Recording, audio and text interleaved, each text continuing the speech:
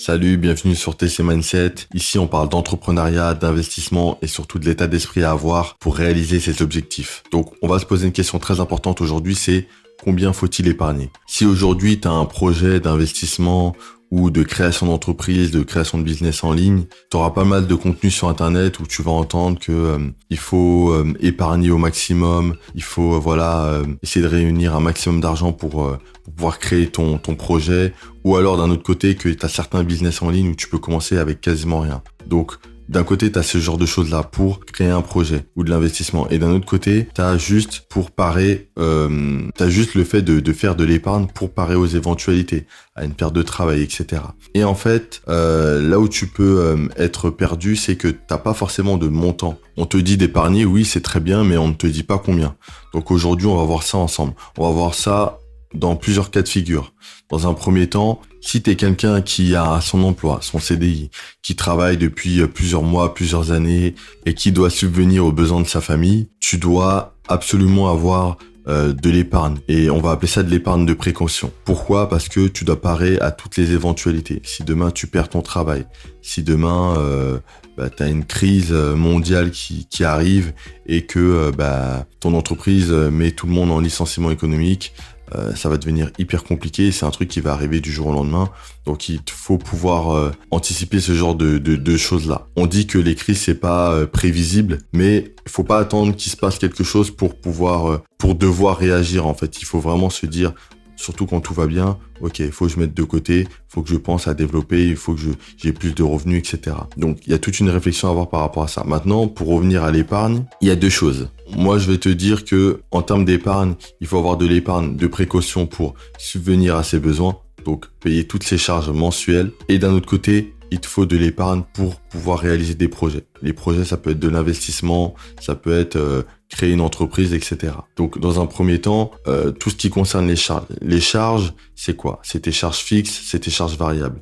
Donc, tu as ton loyer, tu as ton moyen de transport, soit une voiture ou peut-être que tu prends les transports en commun, tu as la nourriture, tu as pas mal de choses comme ça. En fait, c'est des charges fixes, en fait. Tu sais que tu les as tous les mois et ça bougera pas. Tu as des abonnements, etc. Et d'un autre côté, tu as les charges variables. Les charges variables, c'est des charges que tu vas pas avoir tout le temps. En fait, ça va dépendre des mois. C'est peut-être des sorties, des restos, des cinémas. Et le montant va être à chaque fois différent. Donc ça, tu peux pas forcément le prévoir. Tu peux faire une estimation et dans ton budget, tu peux te prévoir une marge. Mais ça veut pas dire que tu connaîtras exactement le montant que tu vas mettre sur tes charges variables. Donc tout ça, c'est des choses sur lesquelles il faut vraiment se pencher. Il faut vraiment te dire que voilà, il faut avoir un budget mensuel qui est établi, qui est écrit, qui est sur tableau, que ça soit papier ou sur Excel directement, c'est peut-être même plus pratique, où tu vas traquer tes dépenses, que ce soit pour les charges fixes et les charges variables. Et à côté de ça, il faut que tu prévois dans ce que tu vas gagner tous les mois un petit montant, ça peut être 10%, 20%, 30%, et tu vas le mettre de côté. Pourquoi? Parce que ça va constituer ton épargne de précaution. Et comme je l'ai dit juste avant, il te faut absolument une épargne de précaution. Maintenant, combien il te faut? Combien il te faut et combien de temps ça prend pour avoir cette épargne de précaution? Eh ben, pour te dire la vérité, ça prend énormément de temps. Ça peut prendre des mois, des années pour avoir une épargne de précaution qui sera très solide. En gros, ce que je veux te dire, c'est de mettre de l'argent de côté et de laisser des virements automatiques sur ton compte jusqu'à une durée indéterminée. Ça veut dire que l'idéal, c'est de faire un virement sur un autre compte. Et là, je parle d'un autre compte que tu checkes rarement. Donc, de préférence, il faut qu'au bout d'un moment, tu ne connaisses même plus le montant de l'argent que tu as mis dans ce compte-là. Ou vraiment, tu regardes une fois tous les 3 mois ou 6 mois ou 1 an. Et tu fais tes virements. Tu fais tes virements, l'argent s'accumule. Et au bout d'un moment, tu es arrivé à une certaine somme que tu n'aurais pas pu économiser si cet argent, tu l'avais viré sur un livret A qui est sur ton compte et que du coup, cet argent, en fait, est très visible pour toi. Donc, chaque mois, tu te rends compte que ça augmente, mais peut-être pas assez vite à ton goût et psychologiquement, tu seras pas bien. Mieux vaut faire un virement dans un compte qui va être totalement différent, un compte que tu ne vas pas vérifier tout le temps et ça va te permettre vraiment d'économiser beaucoup d'argent. Moi, ce que je te conseille, c'est d'économiser environ 6 mois de charges. 6 mois de charge, c'est quoi? Si tu prends tes charges fixes, tes charges variables, tu les additionnes. Ce serait une moyenne parce que les charges variables, ça va bouger. Et ce montant-là, il faut que tu le multiplies par 6 minimum. Et c'est pour ça que je t'ai dit que ça prend énormément de temps. Ça prend énormément de temps. Ça peut prendre des mois, des années. Mais ce montant-là, tu le multiplies par 6 et c'est la somme que tu dois viser. Et c'est pour ça que tu dois faire des virements automatiques. Une fois que tu as créé ton virement automatique, tu touches plus, tu fais plus attention. Ce sera ton épargne de précaution. Attention, un truc important sur cette épargne de précaution, ce que monsieur tout le monde va faire, c'est de le laisser sur un compte chèque. Un compte chèque, en fait, alors ça va être bien pour la partie où je t'ai dit que tu vas le mettre sur un compte que tu ne verras pas. Ça va être bien parce que ça va se faire en automatique et que psychologiquement tu vas pas voir ce montant-là. Mais le souci, c'est que ton argent ne va pas travailler parce que ce sera un compte chèque.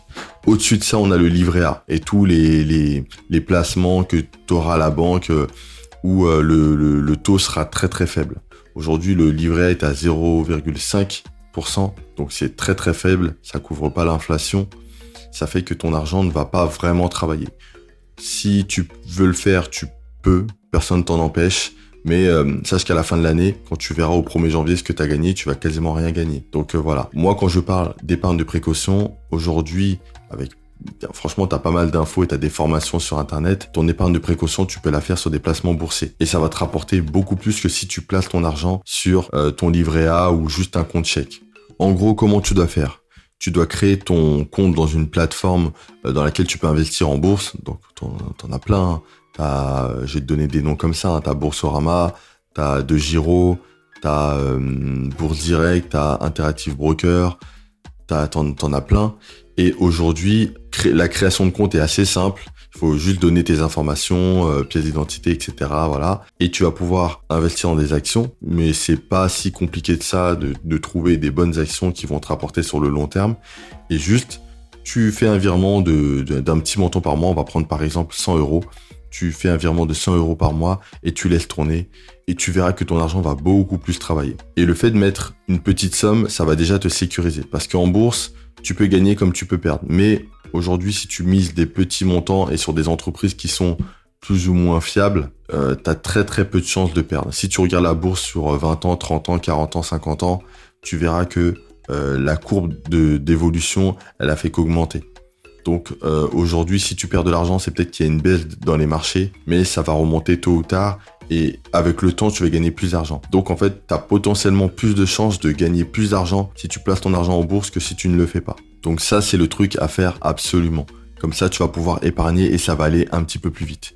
Je vais te donner 2-3 petits tips. Moi, personnellement, je suis sur Trade Republic. Trade Republic, pareil, c'est une plateforme qui va fonctionner beaucoup plus sur mobile et qui va te permettre d'investir en bourse, mais de manière automatique. Tu peux créer des plans de financement et par exemple, là, j'ai mis pour tester, parce que j'ai plusieurs comptes en bourse, j'ai mis pour tester 100 euros par mois. Et en fait, tu peux créer des plans de financement où tu vas le faire de manière automatique. Et en fait, t'as plus à regarder du tout. Même si c'est sur ton mobile, t'as même plus à regarder. T'as de l'argent qui travaille sur un compte. Ton argent est placé sur des entreprises qui vont te rapporter de l'argent, tu vois. Quand tu mets des petits montants, forcément, ça va être très faible. Mais à la fin de l'année, tu vas voir que tu vas gagner beaucoup plus que si tu l'avais laissé dans un livret A. Donc, c'est assez important. T'as une autre plateforme qui existe et qui peut te rapporter beaucoup plus, c'est Bondora. Bondora, c'est un site sur lequel tu peux faire de l'épargne et tu verras que tu auras un taux qui sera plus élevé que le livret A. Et ça va être beaucoup plus intéressant. Je t'invite à aller sur le site, tu vas regarder, voir comment ça se passe. Tu vas voir aussi que tu pourras faire des virements automatiques. Donc ça va être une grande force. Et tu peux aussi te faire ton plan d'épargne. Tu vas voir que si tu mises, par exemple, on va rester sur 100 euros par mois pendant 5 ans, tu vas voir par rapport au taux combien tu vas gagner au bout des 5 ans. Donc ça, c'est une force qui va faire que tu pourras te visualiser directement et savoir combien tu pourras avoir en épargne au bout de ces 5 ans. Donc voilà, tu as pas mal de petites choses comme ça et si ça t'intéresse un peu plus, je peux t'en parler et je peux te faire un petit tuto dessus. Mais sache que il y a pas mal de sites comme ça où tu peux faire de l'épargne, une épargne qui va te rapporter beaucoup plus que si tu laissais ton argent sur ton compte bancaire historique.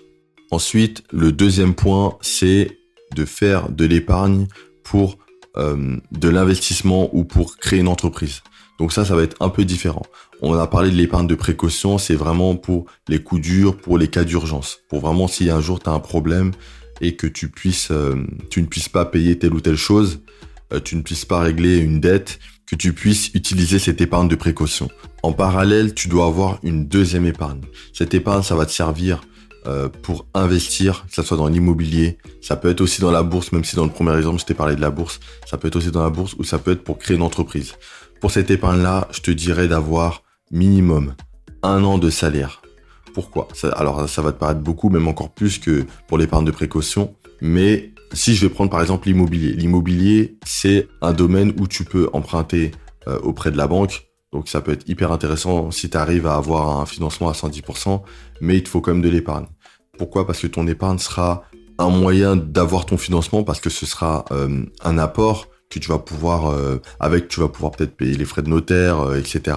Et à côté de ça, ça peut être aussi juste une vitrine. Tu peux juste le montrer à ton banquier et dire, voilà, j'ai de l'épargne, j'ai un apport de, je te prends un exemple, peut-être 10 000 euros.